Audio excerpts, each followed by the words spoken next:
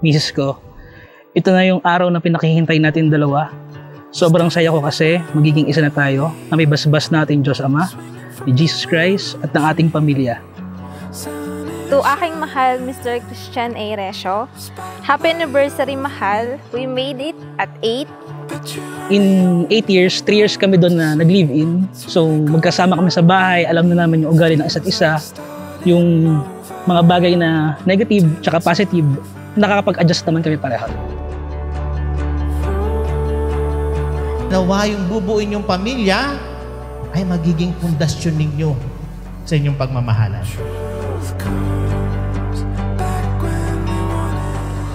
Thank you mahal sa pag-intindi, pag-aalaga at pagmamahal mo sa akin since day 1. At ngayon nga mahal, papasok na tayo sa panibagong journey nating dalawa na kaya natin ng mahal at alam kong kakayanin pa din natin sa mga susunod pang mga araw at taon.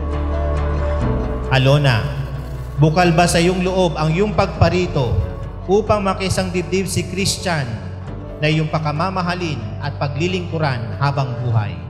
Opo, Father. Mahal, marami na tayong nalampasan na pagsubok sa ating buhay, sa ating relasyon, pero kahit ganun pa man, masaya, natutuwa at proud ako na ikaw ang kasama ko sa lahat ng yan. Wala naman kayo dito kung walang love. Okay naman po, may struggles, madaming pinagdaanan, pero nakaya naman po naming dalawa na magkasama. Christian, bukal ba sa iyong loob ang iyong pagparito upang makisang dibdib si Alona na iyong pakamamahalin at paglilingkuran ang buhay? Opo, Father. Sa pag-aasawa po, kailangan palagi na may sakripisyo. Hindi laging sarap. Handa kayong sakripisyo.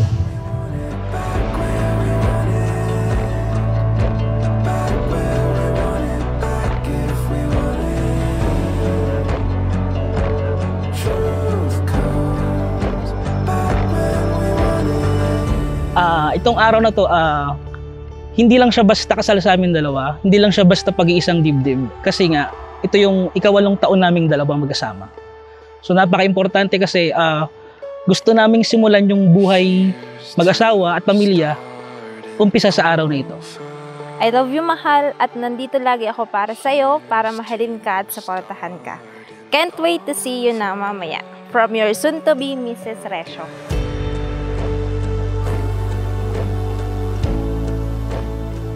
Alona, sumasangayon ka ba na maging asawa si Christian?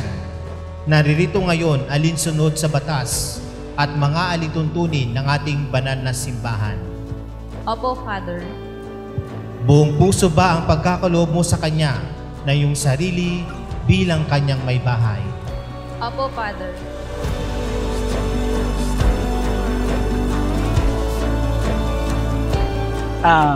Sabi nga, sa larong chess, mas malakas yung tsansa ng king manalo kung malakas yung suporta ng queen niya. At para sa akin, napakalakas ng support niya sa akin.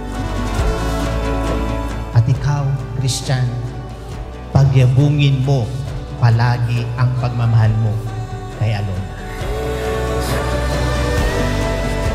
At ang panghawakan ninyo na mahigpit para kayo ay makaabot sa silver, golden, ang tatlong letra. ECQ.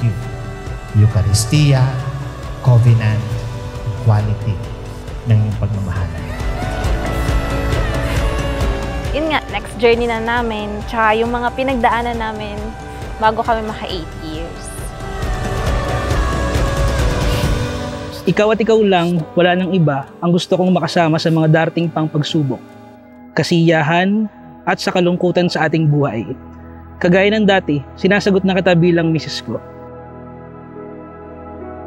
Bakit kayo magpapakasal? Kasi gusto nyong magkaroon ng kasama sa buhay. Kasalo at kasamang tumatanda.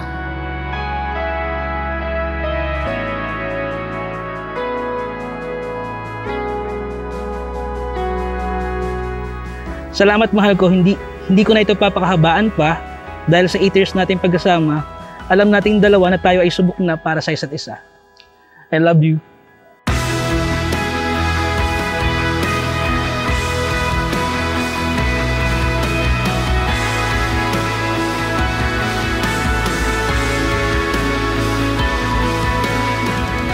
Bilang tagapagpatunay ng ating simbahan, pinagtitibay ko't binabasbasan ang iyong pagtatali puso sa inyong pagpinagtipan sa ngalan ng Ama at ng Anak at ng Espiritu Santo.